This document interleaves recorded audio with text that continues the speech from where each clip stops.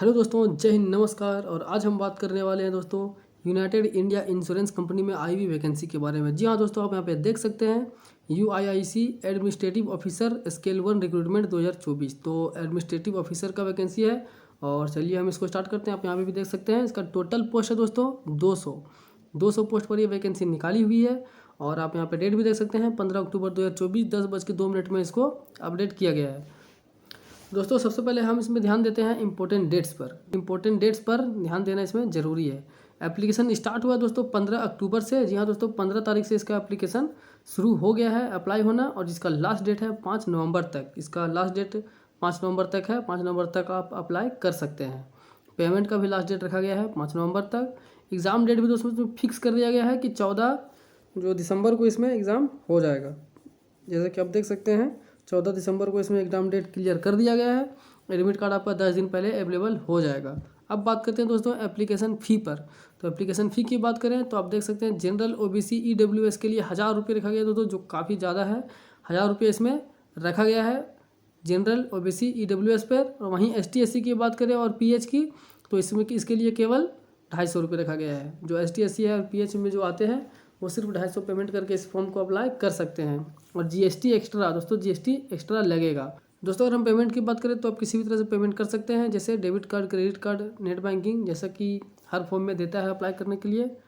अब हम दोस्तों सबसे पहले इसमें देखते हैं एज कि एज लिमिट इसमें क्या रखा गया है। तो आप देख सकते हैं जैसे कि एज लिमिट एज ऑन 30 सितंबर 2024। 30 सितंबर 2024 तक आपका एज क्या होना चाहिए, तो मिनिमम कम से कम आपका 21 साल होना चाहिए और मैक्सिमम 30 साल होना चाहिए। इसके बावजूद दोस्तों इंडिया गवर्नमेंट के हिसाब से जो एज रिलैक्सेशन रखा जाता है कास्ट बेसिस पर आपको एज रिलैक्सेशन मिलेगा। यहाँ पर नीचे लिखा हुआ है कि एज रिलैक्सेशन एक्स्ट्रा पर रूल आपको मिल जाएगा। अब हम दोस्तों यहाँ पर जैसा कि देख रहे हैं 200 पोस्ट पर वैकेंसी आई हुई है। तो किस पोस्ट के लिए कितनी वैकेंसी है और उसके लिए क्या एलिजिबिलिटी है उस पर हम अभी डिस्कस करेंगे।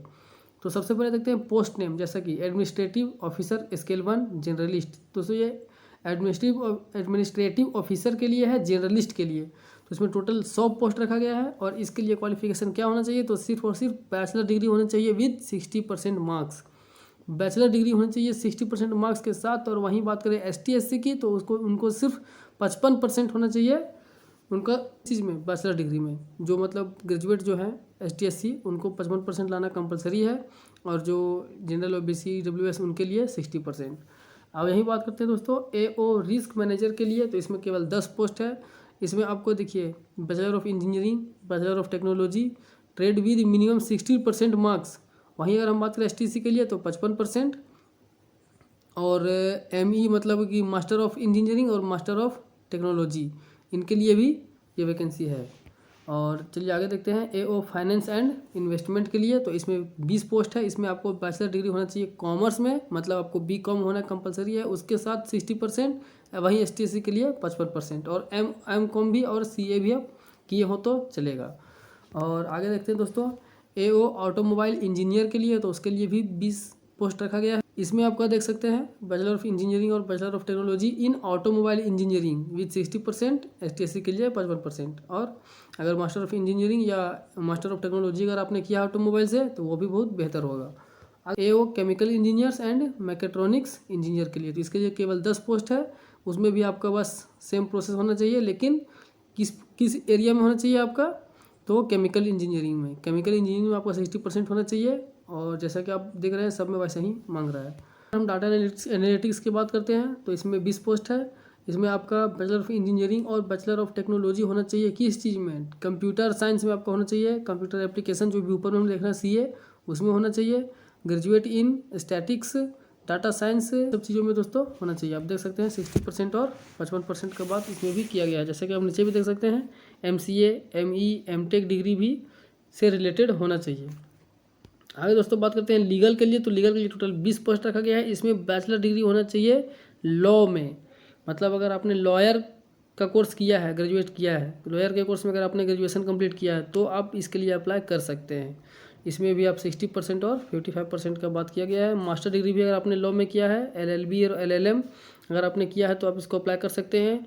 नीचे आप देखते हैं एक पॉइंट और लिखा हुआ है कि 3 साल का एक्सपीरियंस होना चाहिए कम से कम आपके पास लॉयर का। कम से कम 3 साल का एक्सपीरियंस होना चाहिए। और ST SC की बात करें तो 2 साल का एक्सपीरियंस होना चाहिए। और registered bar council of India होना चाहिए आपके पास, रजिस्टर्ड बार काउंसिल आपके पास होना चाहिए। दोस्तों इस तरह से हमने भी देखा। और आगे देखते हैं तो यहाँ पे डिस्ट्रिक्ट बताया गया है कि किस डिस्ट्रिक्ट में आपको कहाँ कहाँ भेजा जा सकता है। तो देखिए उत्तर प्रदेश में आपका ये सारा डिस्ट्रिक्ट लिखा हुआ है, मध्य प्रदेश में भी ये सारे डिस्ट्रिक्ट है, राजस्थान में है, बिहार में है, दिल्ली में सिर्फ NCR में है और उत्तराखंड में है। दोस्तों अगर इस वैकेंसी का आप पूरा अगर डिटेल देखना चाहिए, अगर आप पूरा PDF चाहते हैं तो मैं डिस्क्रिप्शन के लिंक में डाल दूंगा। आप डिस्क्रिप्शन के लिंक से PDF डाउनलोड करके पूरा फुल नोटिफिकेशन पढ़ सकते हैं। ठीक है दोस्तों, तो वीडियो में लास्ट तक बने रहने के लिए धन्यवाद। जय हिंद।